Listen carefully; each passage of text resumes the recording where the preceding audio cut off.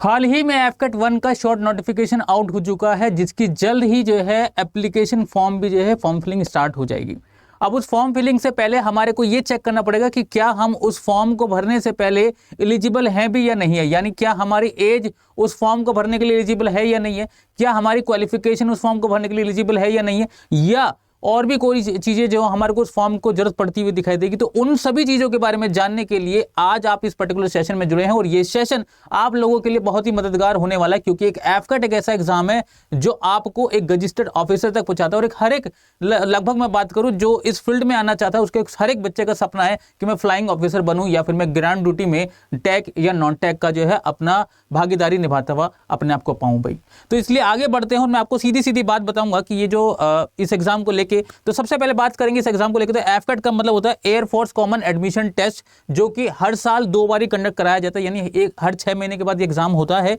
उसके अलावा मैं बात करूं इसको कौन अथॉरिटी जो इस एग्जाम को ऑर्गेनाइज कराती है, तो वो है इंडियन एयरफोर्स, जिसमें आपको 2 तरीके की बात करें या 2 में सब कैटेगरी है, 2 मेजरली बात होंगी, तो वो ग्राउंड ड्यूटी और साथ ही साथ आपको फ्लाइंग ऑफिसर की पोजीशन मिलती है। ग्राउंड ड्यूटी में भी आपके पास टैग एंड नॉन टैग दोनों का पार्ट होता है। सीधी बात करता हूं आगे, तो आपके पास इंपॉर्टेंट डेट्स को लेकर बात करूं तो आपको अभी शॉर्ट नोटिस तो आपको मिल ही चुका है हाल फिलहाल में। तो इसका नोटिफिकेशन जो आउट होगा, ऑफिशियल नोटिफिकेशन, वो 1 दिसंबर को आउट हो जाएगा और 2 दिसंबर से आपकी फॉर्म फिलिंग स्टार्ट हो जाएगी, जो कि लास्ट डेट जो रहेगी फॉर्म फिलिंग की वो होगी 31 दिसंबर, यानी कि पूरा तकरीबन 30 दिनों के आसपास आपको मिलेंगे। लेकिन आप 30 दिनों का इंतजार मत करना, जैसे ही फॉर्म फिलिंग स्टार्ट हो उसके 1-2 दिनों में अपना फॉर्म फिल करके रख देना। उसके बाद मैं आपको बता दूं कि आपका जो एग्जाम होने वाला है वो आपका फरवरी में होगा, एकदम तय है। और साथ ही साथ जो आपका एडमिट कार्ड होगा वो आपके एग्जाम होने से 1 हफ्ता पहले तकरीबन आपको मिल जाएगा। सीधी बात करता हूं अब आपको कि भाई आपकी एलिजिबिलिटी क्या है, आपको कितनी एज होनी चाहिए, उस पर बात करें। तो सबसे पहले आप देखो कि अगर आप फ्लाइंग ब्रांच के लिए सोच रहे हैं तो आपकी जो एज होगी वो 20 से 24 साल के बीच में उम्र होनी चाहिए। और एक और बात कि आपकी एज यानी कि डेट ऑफ बर्थ जो होगा, डॉक्यूमेंट्स के हिसाब से डेट ऑफ बर्थ होगा, ओरिजिनल की बात नहीं करें। कुछ लोगों का ऐसा होता है कि ओरिजिनली डेट ऑफ बर्थ अलग होती है और साथ ही साथ आपकी जो डॉक्यूमेंट्स में होती है वो आपकी डेट ऑफ बर्थ अलग हुआ करती है। तो उन सब चीजों को ध्यान में रखते हुए आप किसको मानेंगे, डॉक्यूमेंट्स के हिसाब से मानेंगे। जो आपकी डॉक्यूमेंट्स में डेट ऑफ बर्थ होगी वो 2 जनवरी 2002 से लेके 1 जनवरी 2006 के बीच में होनी चाहिए। और ये दोनों डेट्स भी इंक्लूड है, यानी कि अगर आपका डेट ऑफ बर्थ 2 जनवरी 2002 से लेके 1 जनवरी 2006 के बीच में है और आपकी उम्र जो है 20 से 24 साल की उम्र है, तो आप इस फॉर्म को भर सकते हैं, आपका एज वाला होगा। लेकिन अगर आप इसी चीज को अगर आप ग्राउंड ड्यूटी में भरना चाहते हैं, यानी कि टेक्निकल ब्रांच को भरें या नॉन टेक्निकल ब्रांच को भरें, दोनों सिचुएशन में एक ही एज है, तो आपकी उम्र जो है 20 से लेकर 26 साल तक की उम्र होगी, जिसमें 2 जनवरी 2000 से लेकर 1 जनवरी 2006 के बीच में आपकी उम्र होनी चाहिए। और ये दोनों डेट भी इंक्लूडेड हैं, यानी अगर आपका डेट ऑफ बर्थ इस डेट पे भी आता है तो भी आप एलिजिबल माने जाएंगे। उसके बाद बात करता हूं आपको कि आपकी क्वालिफिकेशन क्या चाहिए। तो मैं आपको बता दूं, अगर आप फ्लाइंग ब्रांच के लिए सोच रहे हो तो आपके पास ग्रेजुएशन डिग्री होनी चाहिए इन any discipline with minimum 60% marks, यानी आपके जो हैं कोई भी आपने किसी भी तरह की ग्रेजुएशन डिग्री कर रखी हो, चाहे वो बीए हो, चाहे वो बीसीए हो, चाहे वो बीकॉम हो, चाहे आपने एमबीबीएस कर रखो, कुछ भी कर रखा हो, मतलब आपके पास बैचलर डिग्री होनी चाहिए, बैचलर डिग्री होनी चाहिए। तो आपको जो है 60% मार्क्स आपके मिनिमम होने चाहिए, ओवरऑल बात करूं। और साथ ही साथ आपके 60% मार्क्स होने चाहिए 12th क्लास में, वो भी कौन से सब्जेक्ट में, मैथ्स एंड फिजिक्स में बात करूं तो मैथ्स और फिजिक्स के अंदर आपके 60% मार्क्स जो हैं यहाँ पे होने चाहिए, तभी आप इसके लिए एलिजिबल हो पाएंगे फ्लाइंग ब्रांच की बात करूं तो। लेकिन अगर हम बात करें ग्राउंड ड्यूटी टेक्निकल ब्रांच की, देखो टेक्निकल वर्ड यूज किया जा रहा है, तो मतलब कहीं ना कहीं आपके पास टेक्निकल का कोई डिप्लोमा या डिग्री होना ही चाहिए, ऑब्वियस सी बात है, आप समझ भी पा रहे होंगे। तो इसमें भी वही बताया गया कि आपके पास ग्रेजुएशन डिग्री होनी चाहिए, लेकिन एनी डिसिप्लिन नहीं, आपके पास इंजीनियरिंग में होनी चाहिए या टेक्नोलॉजी में होनी चाहिए, विद आपके पास मिनिमम 60% मार्क्स, यानी आपके पास कोई इंजीनियरिंग की डिग्री हो और आपके पास उसमें अलग अलग क्राइटेरिया होता है कि आप किस पोस्ट के लिए जाना चाहते हैं, तो उसके हिसाब से आपको पता लग जाएगा कि आपके पास कौन कौन सी डिग्री एलिजिबल में काउंट हो जाएंगी। मेनली आपके पास क्या है,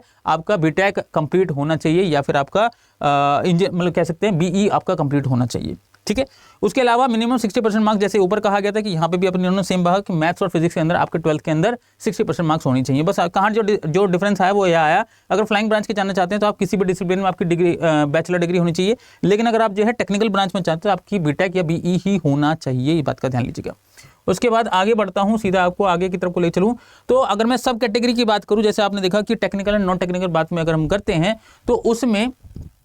आपके पास जो होगी, अगर अच्छा देखो नॉन टेक्निकल की बात होगी तो उसके अंदर आपके पास यहाँ पे टेक्निकल डिग्री ना होके आपके पास नॉन टेक्निकल डिग्री होगी तो भी चल जाएगा। उम्र जो है यही रहेगी, 20 से 26 साल की उम्र रहेगी, ठीक है। उसके अलावा मैं बात करूँ, अगर मैं सब कैटेगरी के बारे में बात करूँ, अगर आप जो है टेक्निकल डिपार्टमेंट में जाना चाहते हैं और आपके पास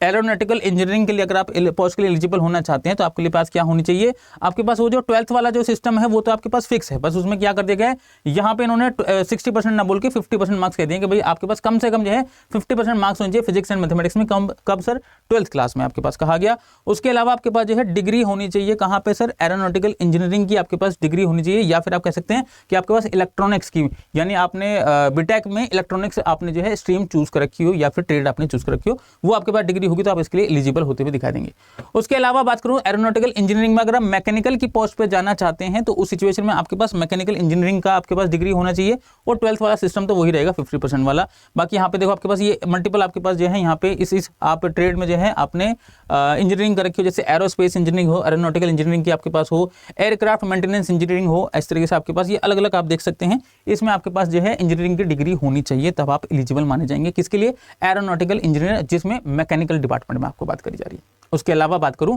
तो अगर आप जो है वेपन सिस्टम में जाना चाहते हैं, वेपन सिस्टम में, तो उस सिचुएशन के लिए आपके पास क्या होने चाहिए, आपके पास वही 50% मार्क्स होने चाहिए, कहां पे सर, 12th में, जिसमें फिजिक्स और मैथ्स आपको मिलेंगे। उसके अलावा आपके पास देखो क्या कहा गया है, इसने कहा कि ग्रेजुएशन डिग्री होनी चाहिए आपके पास with minimum 3 year degree course in any discipline, यानी कि आप किसी भी डिसिप्लिन में आपने कर रखा हो, लेकिन आपके पास क्या होना चाहिए, मिनिमम 3 साल की आपके पास डिग्री होनी चाहिए। ध्यान रखना, डिप्लोमा नहीं कहा इन्होंने, डिग्री कहा है, और उसमें भी आपको कहा गया है कि आपके 60% मार्क्स होने ही चाहिए। उसके अलावा आप जो है बीई या बीटेक भी आप हो सकते हैं, और 4 ईयर का कोर्स होना चाहिए, वो आपका रिकॉग्नाइज यूनिवर्सिटी से, साथ ही साथ 60% मार्क्स होने चाहिए। यानी आपके पास या तो ये हो या फिर ये हो, मतलब या तो आपके पास 3 साल का डिग्री होनी चाहिए इंजीनियरिंग के डिपार्टमेंट में, या फिर आपके पास जो है यहाँ पे 4 ईयर्स का बीटेक करी हुई हो या बीई का रखा हो, ये भी आपका एलिजिबल मान लिया जाएगा। ठीक है। उसके अलावा मैं बात करूं तो बहुत सारे बच्चे होते हैं जो एडमिनिस्ट्रेशन पोस्ट के लिए या फिर लॉजिस्टिक पोस्ट के लिए जाते हैं, तो उसको मैं आपको बता दूं, उस सिचुएशन में आपके पास जो है वही 10+2 में आपके पास जो 60% मार्क्स होने चाहिए,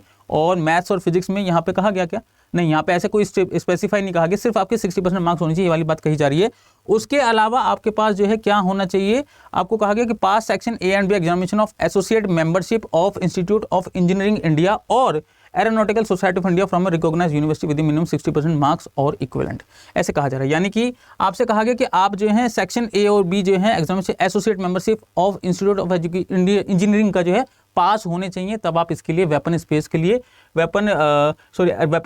एडमिनिस्ट्रेशन लॉजिस्टिक के लिए आप जो है एलिजिबल होते हुए दिखाएंगे। लेकिन अगर हम बात करें अकाउंट्स ब्रांच के लिए, तो अगर अकाउंट्स की बात हो रही है तो कहीं ना कहीं आपको बीकॉम को जो है रिलेट कर पा रहे होंगे, तो यहाँ पे समझ सकते हैं कि उसने क्या कहा, अगर आप अकाउंट्स ब्रांच में जाना चाहते हैं तो फिर आपके पास जो है क्या होना चाहिए, 10+2 में आपके पास जो 60% मार्क्स होने चाहिए। कहाँ पे सर, आपके कोई भी स्ट्रीम आप जिसमें आप चाहें आप उसमें हो सकते हैं, लेकिन मेन बात होगी आपके पास कि आप ग्रेजुएशन डिग्री आपके पास होनी चाहिए, और ग्रेजुएशन डिग्री में आपके पास हो सकता है बीकॉम हो सकते हैं, जो कि मिनिमम आपके पास 3 साल का कोर्स होना चाहिए। बैचलर ऑफ बिजनेस एडमिनिस्ट्रेशन, यानी कि आप जो है फाइनेंस में आपने बैचलर डिग्री प्राप्त कर रखी हो, मैनेजमेंट में आपने जो है बैचलर डिग्री प्राप्त कर रखी हो। उसके अलावा आपसे मैं बात करूँ तो बिजनेस स्टडीज में आपने जो है बैचलर डिग्री प्राप्त कर रखी हो, मतलब इस पोस्ट के लिए आप एलिजिबल तभी हो पाएंगे। या फिर आपने जो है क्वालिफाई कर रखा हो, क्या सर, सीए क्वालिफाई कर रखा हो, सीएस क्वालिफाई कर रखा हो, सीएमए है, सीएफए है, या फिर आप जो हैं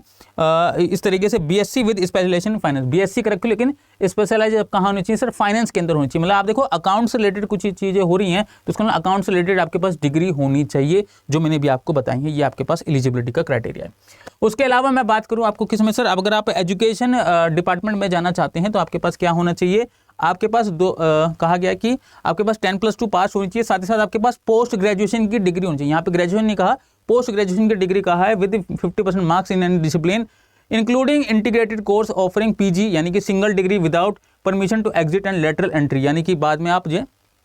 मतलब single degree without permission to exit and lateral entry कहा गया with 60% marks in graduation in any discipline, यानी कि उसने पोस्ट ग्रेजुएशन भी मांगा है अगर आप एजुकेशन डिपार्टमेंट जाना चाहते हैं, और साथ ही साथ आपके पास जो है ग्रेजुएशन भी मांगा है, दोनों की रिक्वायरमेंट है। लेकिन ग्रेजुएशन में 60% मार्क्स कहे गए हैं, जबकि आपके पोस्ट ग्रेजुएशन में 50% मार्क्स कहे गए हैं, तब आप इस एजुकेशन वाली पोस्ट के लिए एलिजिबल होते हुए दिखाई देंगे। लेकिन अगर मैं बात करूँ मेट्रोलॉजी के लिए, तो आपको मेट्रोलॉजी के अंदर आपके पास क्या होना चाहिए कि आपके पास 10+2 पास होनी चाहिए, उसके अलावा आपके पास बीएससी पास होनी चाहिए फिजिक्स एंड मैथमेटिक्स में से, और साथ ही साथ आपके पास 60% मार्क्स भी होने चाहिए। उसके अलावा आपके पास 4 ईयर इन इंजीनियरिंग यानी टेक्नोलॉजी डिपार्टमेंट में आपके पास इंजीनियरिंग की डिग्री भी होनी चाहिए, तब जाके आप जो है इसके लिए एलिजिबल होते हैं। मतलब आपके पास या तो हो बीएससी होनी चाहिए आपकी फिजिक्स या मैथमेटिक्स से, या तो ये हो, या फिर आपके पास 4 ईयर की डिग्री ग्रेजुएशन हो आपके पास कहाँ पे, इंजीनियरिंग और टेक्नोलॉजी के अंदर। और वो कैसे हो सकता है, 60% मार्क्स होंगे तो बात है, लेकिन आपके पास किस में होना चाहिए, कंप्यूटर साइंस में होना चाहिए। देखो आपके पास कम्युनिकेशन इंजीनियरिंग है, कंप्यूटर इंजीनियरिंग टेक्नोलॉजी कहा गया, कंप्यूटर इंजीनियरिंग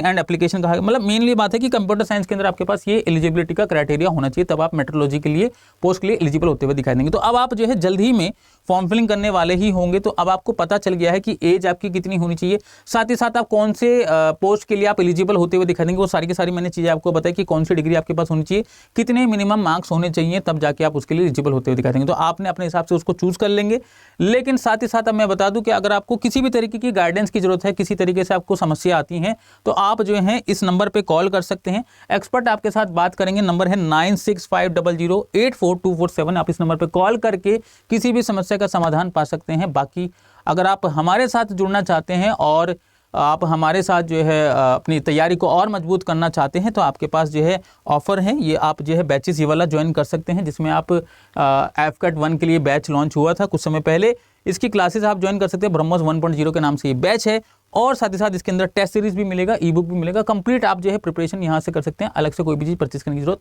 नहीं पड़ेगी। उसके अलावा मैं आपको बता दूं कि अगर आप जो है इसी एग्जाम के साथ साथ अगर आप मल्टीपल एग्जाम की तैयारी कर रहे हैं, तो फिर आपके पास एक और अपॉर्चुनिटी है कि आप जो है डिफेंस मेगा पैक भी परचेज कर सकते हैं, क्योंकि इसके अंदर आप मल्टीपल एग्जाम की तैयारी कर सकते हैं। क्योंकि आप में से बहुत सारे बच्चे ऐसे भी होंगे जो सिर्फ एफकैट की ही तैयारी नहीं, उसके अलावा जो है वो सीडीएस की तैयारी भी कर रहे हो, क्या पता वो एनडी की तैयारी कर रहे हो, या फिर आप कहीं तो सीपीएफएससी की तैयारी करो। तो आप मल्टीपल एग्जाम की अगर तैयारी कर रहे हैं, तो आप ये वाला बैच परचेज कर सकते हैं और अपनी तैयारी को और मजबूत कर सकते हैं। आई होप कि आपको आज की इन्फॉर्मेशन बहुत अच्छी लगी होगी। तो सेशन को लाइक किए बिना और सेशन को शेयर किए बिना बिल्कुल मत जाना। ठीक है, bye bye, take care and जय हिंद साथियों। Thank you so much.